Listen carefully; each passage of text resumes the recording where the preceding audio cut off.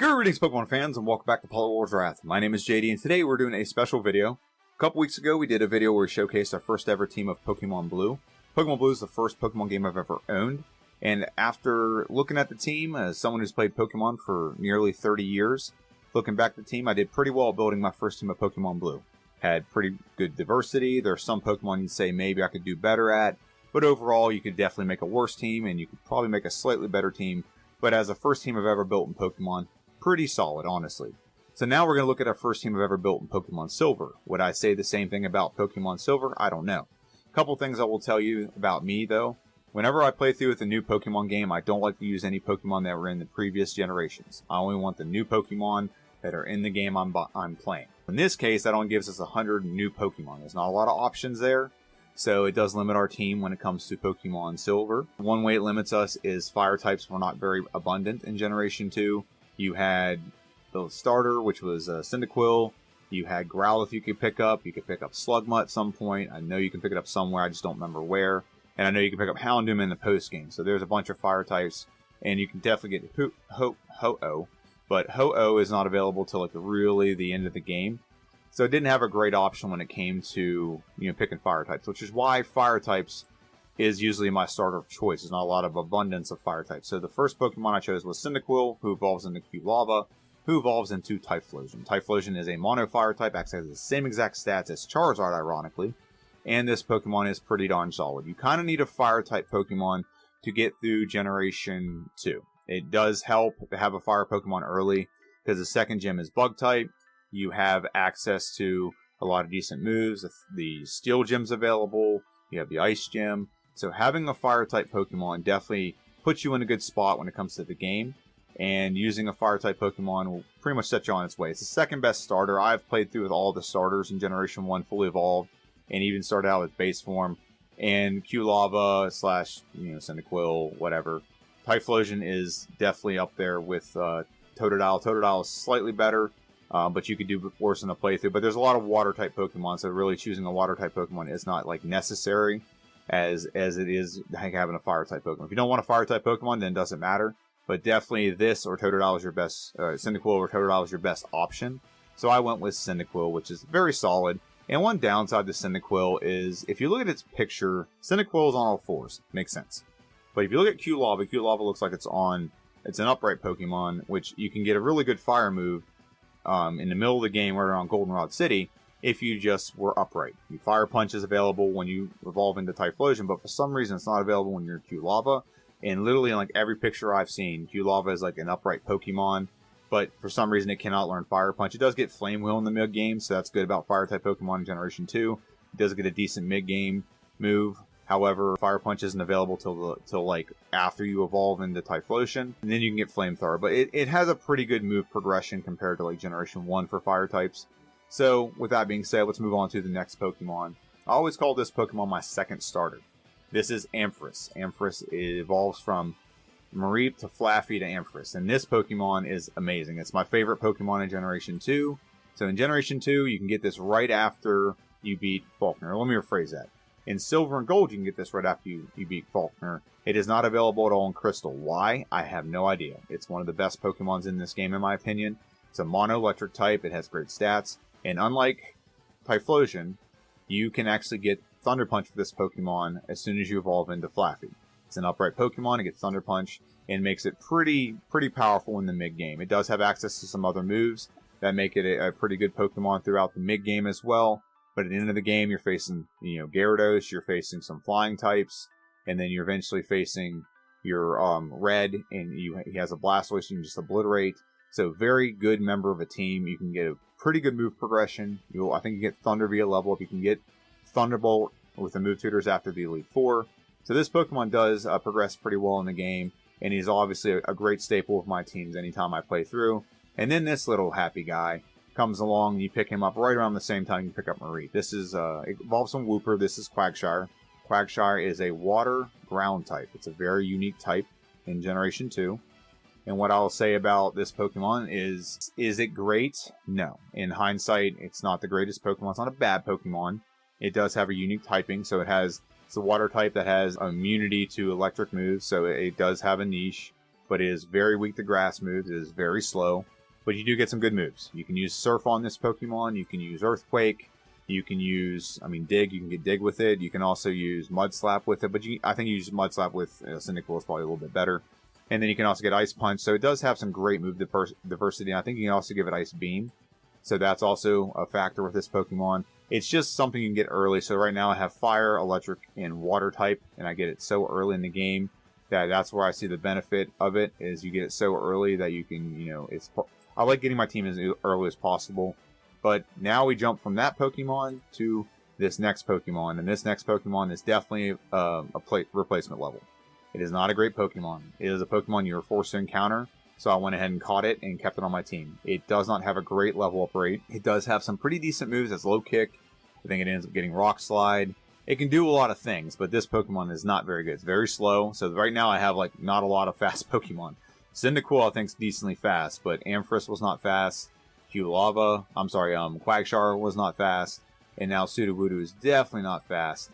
So that's the problem with this Pokemon. It has horrible speed. It's mono rock type. It doesn't even look like a rock. It looks like a tree. And this Pokemon is not great. This Pokemon does get replaced eventually, but I did play through a lot of the game with this Pokemon, so keep that in mind. We'll move on to the next Pokemon because I don't want to wax poetically about Sudowoodo. It's not a great... I've played through this Pokemon twice on my channel.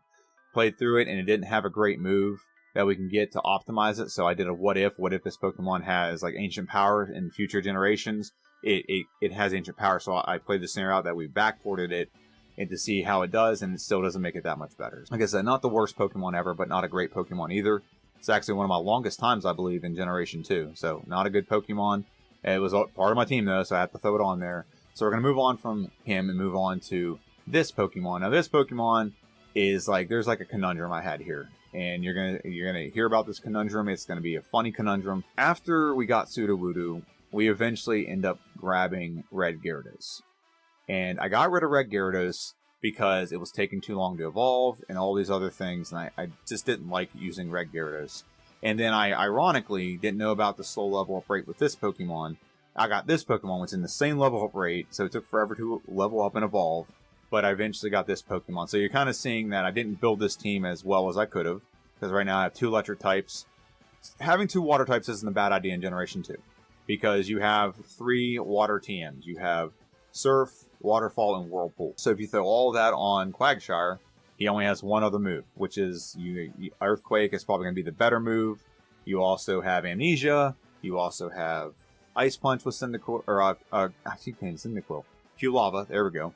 But this Pokemon was very unique, and I found it, and I'm like, you know what, I gotta add this to my team. It's a water type, and it's water electric.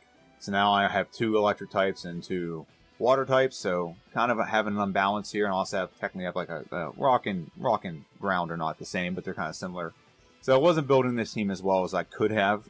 However, like I said, I did have Charizard, and Gyarados, and eventually I got rid of Gyarados and got Lantern, and then I moved on to this guy. This is Skarmory. Skarmory is a solid Pokemon. It's not the best Pokemon. It's not the worst Pokemon. It was just a new Pokemon, and I chose this Pokemon and added it to my team right around Blackthorn Cities. I think we can get it. So I don't remember if I went there and just caught him and then went to other things and did the Rocket plotline and whatever.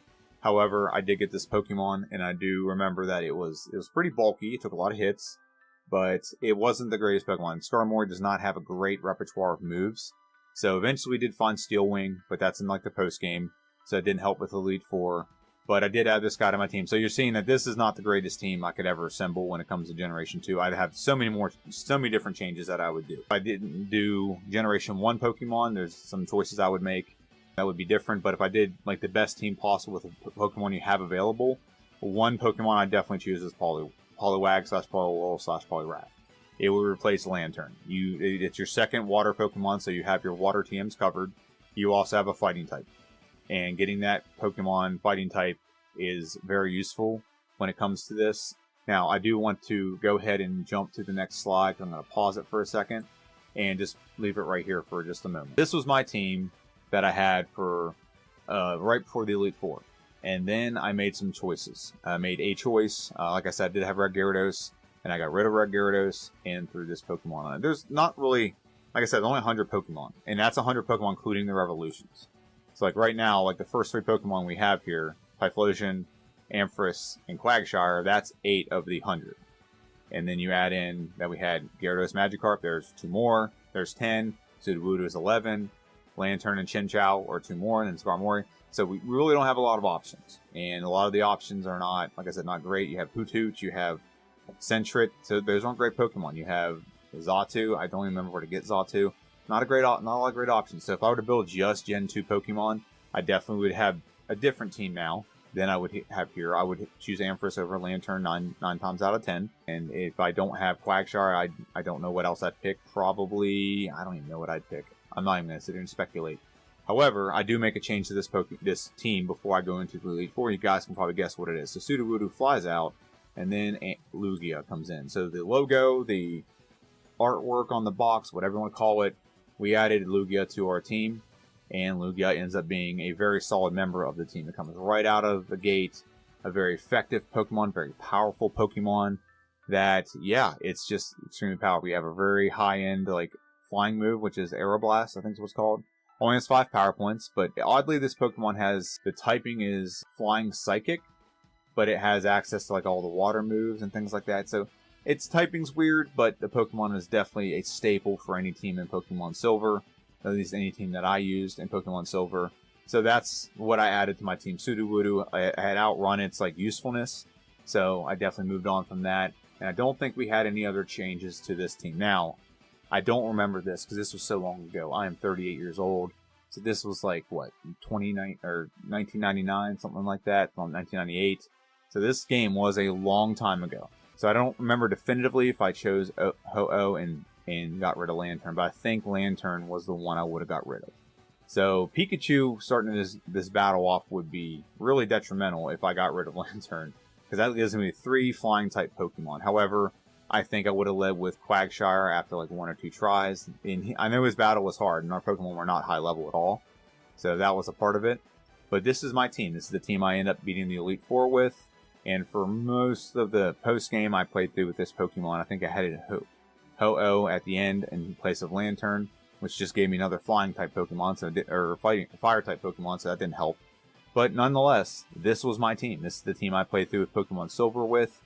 Is there a better team out there? Absolutely. This is not a video where I'm showcasing the best team in Pokemon Silver. I'm showcasing my first team in Pokemon Silver. In hindsight, not a horrible team. We just don't have a lot of move diversity. There's like new types here that we got covered. One of the 2. There was Dark and Steel type added to this game, and we got the Steel type covered. We just didn't get much else covered. We have what types? We don't have Grass type here. There's not Psychic type. So I mean, technically, I guess Lugia is Psychic type. But yeah, that is my team. This is my video. This is my showcase and breakdown of all the members I had on my team in Generation 2 Pokemon Silver. Now, right now, I play a lot of Pokemon Crystal, and Pokemon Crystal has some frustrations. Like I said, you can't even get Mareep, Flaffy, Ampharos in Pokemon Crystal. It's not available. I think the rest of these Pokemon are available, if I'm remembering correctly. But Ampharos is my favorite Pokemon. That's why I never played Crystal when I was a kid. The first time I played Crystal, I saw that I couldn't get my favorite Pokemon. I'm like, what? There might be a different team I would showcase for Crystal. I have to go back and look at I actually have all my games, so all my save files. I can go back and look at Crystal and see what I did. Crystal, it changes a little bit because you can get one of the roaming legendaries that are out there. We definitely did the roaming legendary, but it does change the dynamic of our team drastically whenever you have that Pokemon. Let me just think in the comment section down below. What was your first team in Pokemon Silver? Do you think my team's good? What would you change about it? Who do you like? Who do you hate? There's definitely some ones I would change in this. Lantern would not be a part of my team. Neither would Skarmory. There's much better Pokemon out there that I would choose. Like I said, I'd pick the first 3. I'm okay with the first 3. Fishing and stuff and getting a water Pokemon late's not really my idea of a good time. However, I would definitely pick Poliwag and have Poliwrath because that's a water fighting type. That's going to be very useful against Karen. And if I were building a team to beat Karen, that's the first thing I would do. I would make sure there's a fighting move on there to knock out the Umbreon, which can be very trolly. So that's the first thing I would do. What would I do in place of Skarmory? Maybe Damphy? I think that's his name, Damphy. And that wouldn't be a bad option. There's not a lot of options. Like I said, they kind of hide some of the best Pokemon in the postgame. Like a Larvitar would be a great one, but you can't get that till the postgame. So there's a lot of options, but also not a lot of options in the same breath. But that's my team. Let me know what you think in the comment section down below. This is JD. This is Polywar's Wrath. What I will say is there's going to be a whole playlist of this. If you want to, go back and check my Pokemon Blue team, if you haven't already. This Friday, there's going to be a playthrough of Jinx, playing through with all the ice types, and Jinx is next on the list. Now, here's some things. What I want to do is I want to play through in order how they think they'll land. So instead, I had a picture posted, and I basically said that I wanted to play it in that order counterclockwise. I do not think Jinx will end up third in this playthrough, and I actually know the outcome, but that was not how I picked the order of this. In the future, I will pick the order of what I think is going to happen. So Jinx is not going to end up in third place. That is not my belief at all. I picked it in order of how the picture aligned all the Ice-type Pokemon Generation 1. Alright, so make sure you go check that out. If you haven't already, make sure you subscribe, make sure you like, make sure you follow. I do videos like this all the time. I do a video every Friday of Pokemon Blue. Eventually, I'm going to sprinkle in some Generation 2 content still. I was playing through with the Pokédex, and I came across some Pokemon that were just walls and sucked up a lot of time and ended up putting me behind on a lot of things. That's why I'm maybe going to ramp back up and maybe get into some of those occasionally, but just not every week. It was very time-consuming. Editing playing through Generation 2 first off is tiring. Because you don't just have, you have basically two post games, or two, you have to beat the game twice. You have to beat it first with the Elite Four, then you have to play through all these nonsense battles and then face Red, who is your second ending to the game if you want to get technical. And that's time consuming. With Pokemon Blue, I can pretty much play through most Pokemon Blue games between like 40 minutes and 60 minutes. In Pokemon Generation 2 Crystal, it's usually about between an hour and 15 hour and 30, sometimes as high as 2 hours. And then editing all that footage also costs time. And you have way more gym leaders, so you have way more gyms to edit and all those things. So it just adds up. And it takes time to do those videos. And time is not something I have because this is not what I do for a living. If I did, I'd have all the time in the world and I would probably have a video every day of something. But this is my team for Generation 2. Eventually, I will do a team for Generation 3 in a couple weeks. That's my video. Thank you for watching. Make sure you check out my video on Friday. Have a good one, and I'll see you guys on Friday.